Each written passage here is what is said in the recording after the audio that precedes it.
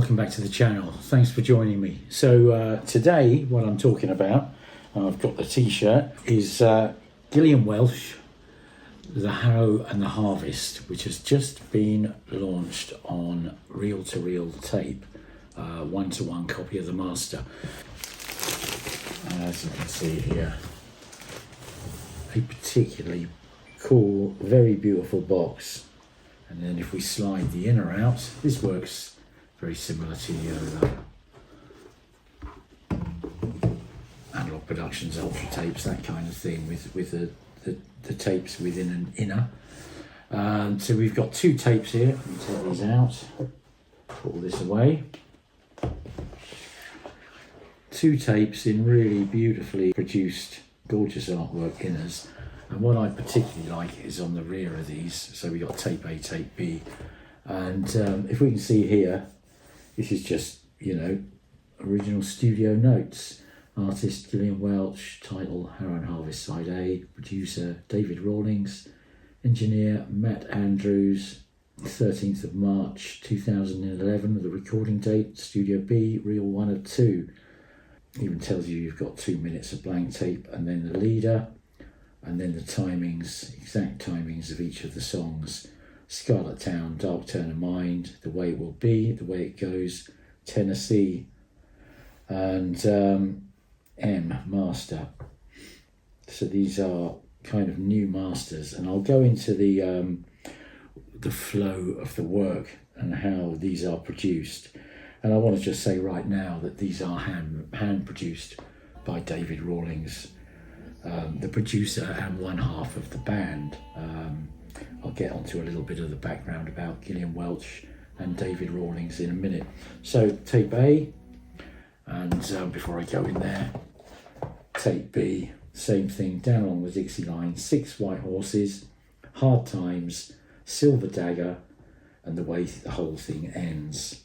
2 tracks, Tail Out, IEC EQ, 15 IPS, the tape is SM911, the level is +3 250. I'll make a note on that in a while, and it's recorded on a custom ATR 102, transferred directly from the half-inch 30 IPS original master using an ATR 102 for playback, and a reel at 3150. So what do we get in these?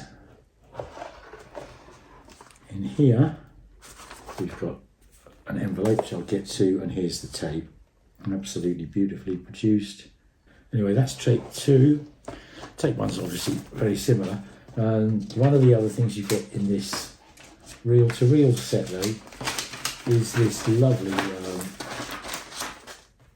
sort of hand-signed, beautiful photograph of Gillian Welch and Dave Rawlings chilling out in a field, enjoying the nature, I think.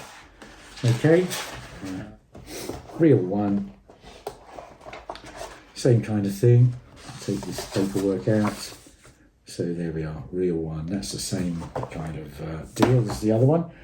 So reel 1, you notice the lyrics, and reel 2. I kind of like the fact that it actually says reel 1, reel 2, so rather than side 1, side 2. So everything's bespoke for this tape release, and then a little bit of care instructions just about how to look after your tape.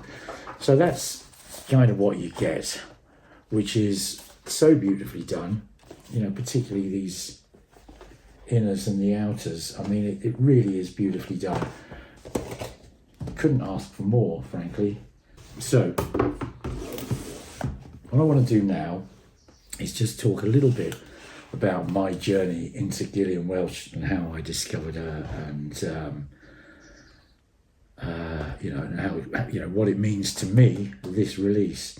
So it was around 20 years ago, I think, 2004 or 2005. I was just watching some BBC TV coverage of, it was either the BBC Folk Awards that year, or it was the Cambridge Folk Festival. I honestly can't remember, it was a long time ago, but I just remember Gillian Welch and David Rawlings performing, and it just absolutely captivated me.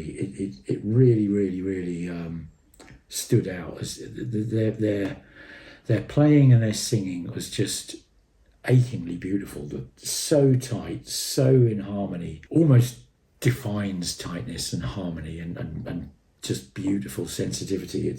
And melody, and absolutely just, for a man who loves sort of passion and that intimate intensity, it was something else for me. So I looked up Gillian Welch and found out that the latest release, or the latest two releases, were 2001's album Time the Revelator and 2003 album release of Soul Journey. And Soul Journey is a little bit different to the rest of her catalogue because they actually put a band together for that. But Time the Revelator is very typical of the rest of the Gillian Welch catalogue. Until Harrow The Harvest came along, I was kind of tied for favourite between those two albums. But particularly, Time the Revelator just absolutely stood out as an exceptional sounding recording. And the interesting thing is, from someone who's been sort of in the sort of the hi-fi industry for, even at that point, probably 20 years, so like 40 years now. I was around in the industry just as CD was sort of breaking, if you like. And I got the CD right at the start, but it was just, it was impressive and a bit brash sounding and a bit harsh. But I never ever kind of took my heart away from vinyl, if you like. And then it was a good sort of 10-15 years after that I discovered tape, and that even eclipsed vinyl. It really does, which is not surprising because it's from tapes like this that the vinyl we listen to is made, and that's what makes this so special. And just to sort of illustrate this, it was around 2005. One of the editors rang me up and said, we're thinking of putting a new sort of feature in the magazine on the inside back page about top 10 records. And it's not new, it's the sort of thing that appears in lots of hi-fi magazines and music magazines and has done over the years, still does. And they asked if I'd give my top 10, and I thought, oh, that'd be fun. So I did that. Obviously that was at that time, and my top 10 is I'm sure like many people's kind of, it's a flowing movable feast, so to speak. All the albums I listed in my top 10, and I'll just insert a little picture here maybe of that article, but all of the albums on that top 10 are still favourites without a shadow of doubt. But the interesting thing about Time the Revelator was it was the only one that was on CD. I don't mean on CD as well, they were all available on CD, but it was the only one that was only available on CD. So for a complete sort of vinyl head to list a CD in their top 10 was kind of quite poignant, I think, and for that matter, I think all but one of the other titles were probably recorded between 1969 and about 1974. So again, an album that was recorded in 2001. We're talking about Time the Revelator here. It's huge testament to how damned impressive that album is, sonically, musically, everything. It's beautiful. But anyway, that sort of sets the scene of Gillian Welch, and it was then quite some time before there was any new releases. And in 2011, they announced the release of a new album, The Harrow The Harvest, and fantastically, from my point of view, they announced a UK tour. So I went to see them. I think it was in Warwick, the Warwick Arts Centre or something in the Midlands in the UK. And it was a marvellous gig. I've got one tiny little picture here I took from my mobile phone, which is pretty useless, but it's still, that's a little memory of the night, if you like. And anyway, Harrow The Harvest came out, and on the CD again only at first. And it's a beautiful album, and I think it joined Soul Journey and Time the Revelator in sort of jostling for my favourite Gillian Welch album. And like the others, when you say Gillian Welch, you've got to kind of think of Gillian Welch and David Rawlings. They're a work together, and write together, perform together, and it is just an exquisite and beautiful pairing. I think it's just as magical as Simon and Garfunkel, or something like that. It is one of those absolute magical pairings. It's so moving. I love it so much, or love them so much. I love it, what they are, if you like. Anyway, so Harrow and the Harvest came out. I went to see them. They remained in my probably my favourite folk artist almost, but curiously nothing on vinyl. Now, I did notice maybe about 2015, I'm not sure, somewhere along the lines, if you look on Discogs, there is a mention of a test pressing of Soul Journey on vinyl, which I think was pressed by Music on Vinyl, but it was never released. And I kind of that was kind of interesting, annoying, frustrating, all at the same time. And I never really knew why, but I suspect, and I've not been told this, but I suspect it's probably because it wasn't up to the quality that they wanted. So I think it was then another couple of years, 2017, that Harrow and the Harvest was first announced on vinyl and actually went into production, and I bought a copy. Now, I don't know if you can see this, but in contrast to the CD cover, obviously this is bigger, being 12-inch rather than 5-inch, but this is full colour, whereas a CD was just sort of monochrome line drawing on the buff backing. And it's what a beautiful kind of, shamanic, fantastic kind of, pagan, earthy, spiritual kind of feeling cover. It's just beautiful, and I don't know if you can see here, but it's textured. It's absolutely beautifully produced and presented, really stunning. And that's the cling film that came with it. And I'm pretty sure, this was pressed at Quality Record Pressings, QRP. And that is something I hadn't actually heard of QRP at that point in time. And let me just show you the album, because everything about this issue is just perfect. The pressing is perfect, it's wonderful, it sounds amazing, it sounds better than the CD, as you would sort of hope for. And the CD sounded really good. Well, the CD, as I already explained, all of them sound amazing. But here we go, we get the first vinyl release, and it's even better again. And it was just mind-blowing.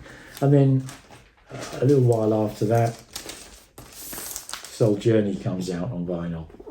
Same deal. Pressed at QRP, mastered from the original tapes, all the normal kind of stuff we'd hope for from a company like QRP, basically. But this isn't an Analog Productions release. This is Akenny Records, which is Gillian and David's own record label. And again, they've started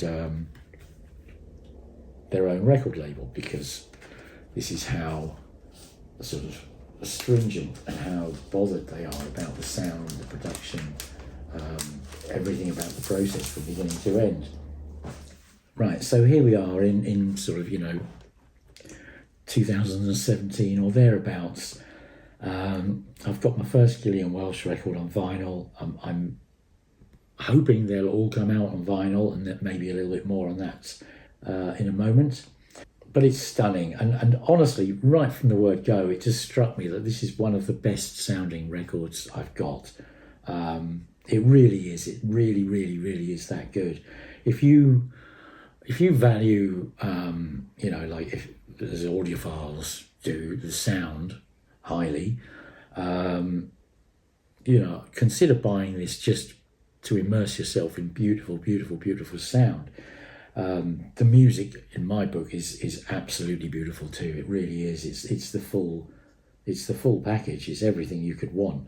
But the sound is stunning. It really is one of the best sounding vinyl records I've got. So again, sort of fast forward a few years until I think it was December last year, when I saw a press release announcing that they were going to launch the Harrow and the Harvest on reel-to-reel tape as a one-to-one master copy.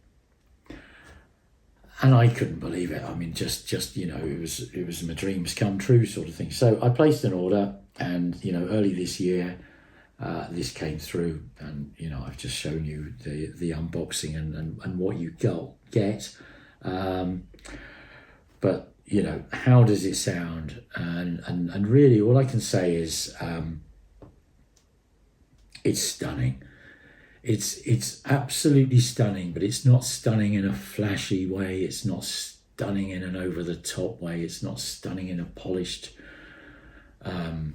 glassy plastic kind of way. It's not stunning in a superficial, artificial kind of way. It is stunning in its utter honesty and closeness. You feel so close to them. The performance, you can hear them, sat there in the room together, playing together, singing together.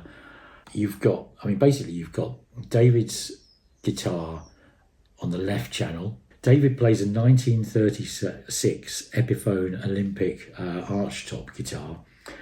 And he plays in a finger picking kind of style. It's just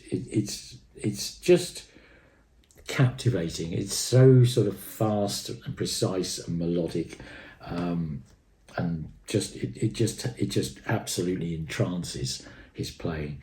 Gillian, in contrast, is sat on the right hand side with a 1956 Gibson J50, which is kind of a jumbo-bodied acoustic guitar. And basically Gillian plays the rhythm, and David sort of plays the melody, the lead, if you like. And they both sing. Now, obviously, I would say the lead singer, if you like, is Gillian Welch.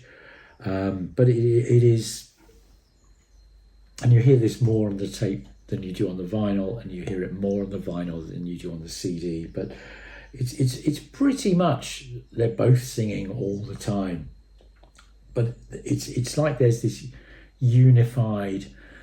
I've just done the video on Crosby, Stills and Nash. Think of the way, whilst you've got Stephen Stills very much as a sort of a contrast to Crosby and Nash, just literally sort of almost melting into one, a bit like with Simon and Garfunkel, the way they sort of harmonise and sing together.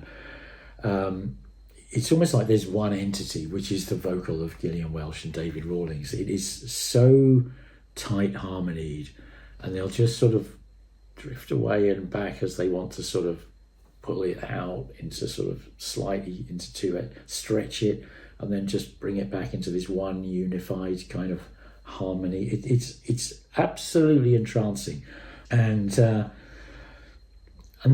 you just hear that in the room more than you can imagine hearing something in the room. I think it's I've got a lot of master tape copies. I've got a lot of phenomenal vinyl records, and a ton of CDs too.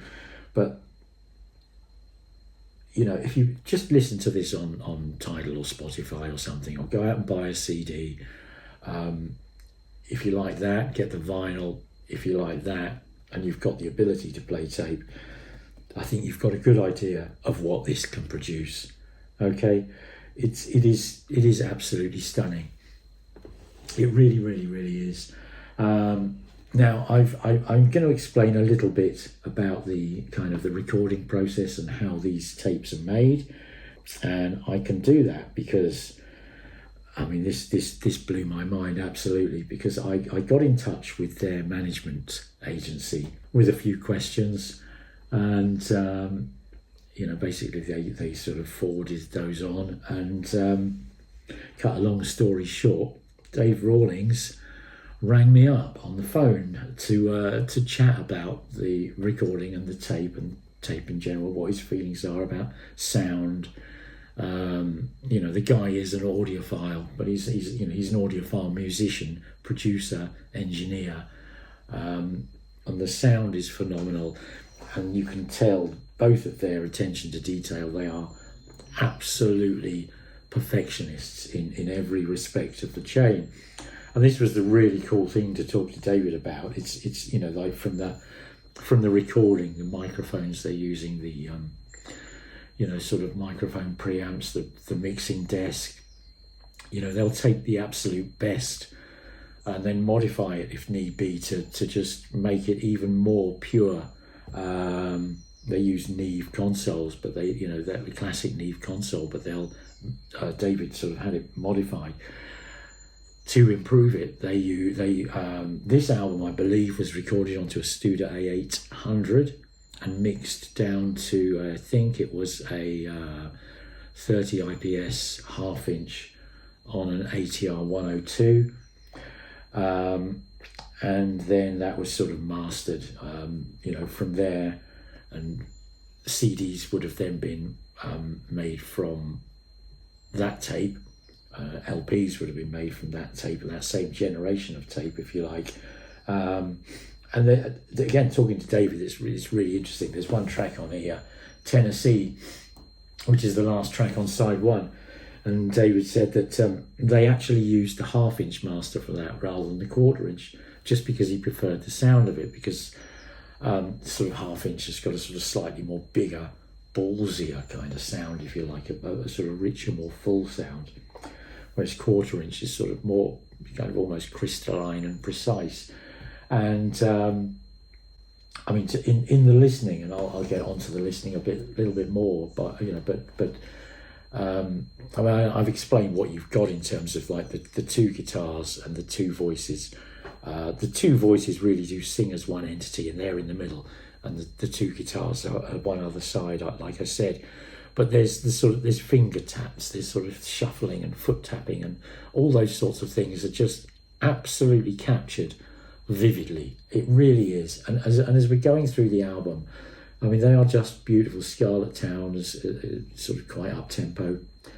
Dark Turn of Mind is much more sort of mournful and a sort of slower, very, very, very beautiful song. And then The Way It Will Be is. It's just, I mean, honestly, it's heart melting. It's beautiful. I would suggest if you've not heard of Gillian Welch, urge you to have a listen. So just Google it, or on YouTube even, just type in The Way It Will Be, and maybe Time the Revelator, and you'll get a picture of those two type of albums, and you'll get a good idea of the kind of the character of the sound. From The Way It Will Be, The Way It Goes, which is, again, it's a bit more up tempo. It's a very jolly kind of fun song. And then you go into Tennessee, and this is where I was talking about what David said about like the half-inch tape. It's from the first notes of Tennessee. It's like, it's kind of like when you're listening to sort of After the Gold Rush or something by Neil Young. It's got a much ballsier, fatter. Not in any way bad way. It sounds great. It's like you're subconsciously kind of thinking, oh, we've got like a Neil Young song or something coming on now. It's that kind of character to it. It's just phenomenal. Anyway, onto the other side, Down Along the Dixie Line, Six White Horses. And here we've got the banjo coming in. I'm honestly not sure. There's a couple of tracks with the banjo on. I think David plays on one of the tracks. David plays the banjo and Gillian on the other. I didn't think to ask that, but to be honest, I got all geeky and when I was talking to David, and we just chatted for, getting on for an hour, to be honest, about equipment and tape machines and generations of tape and all the rest of it.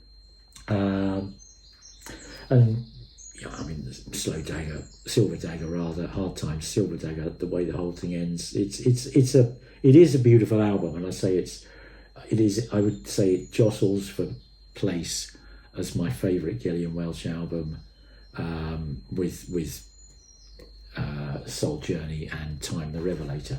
But Gillian Welch stands head and shoulders above anyone else in this sort of, American folk genre, really, for me. It's absolutely, it's got a little bit of a bluegrassy feel to it.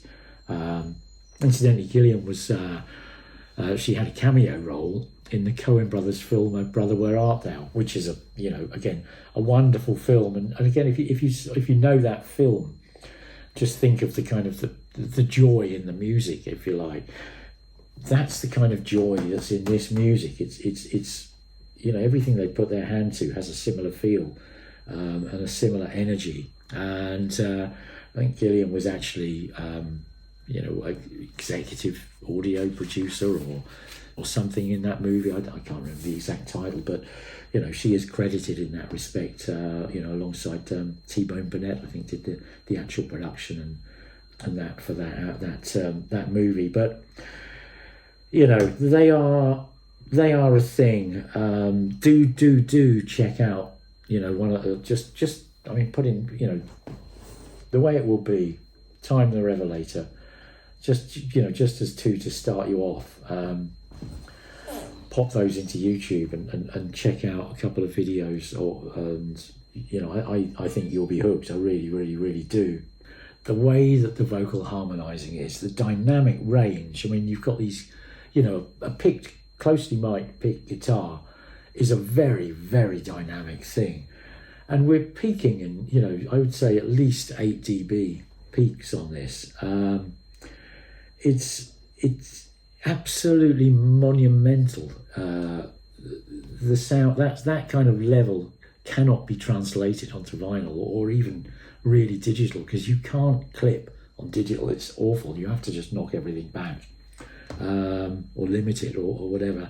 But we did chat about those kind of things, and I do believe, again, I can't be, don't hold me to this, but he strongly hinted that Time the Revelator will be coming out on vinyl, if he can get it sounding as good as he wants it to, at some point in the next year or two. And I begged them to make more tapes, and I think depending on the success of this, then there's every chance that we will see more tapes. But in the meantime, we've got one of what is the best three folk albums ever made, I think, in many respects. Certainly best sounding, available in the best sounding format that there is, and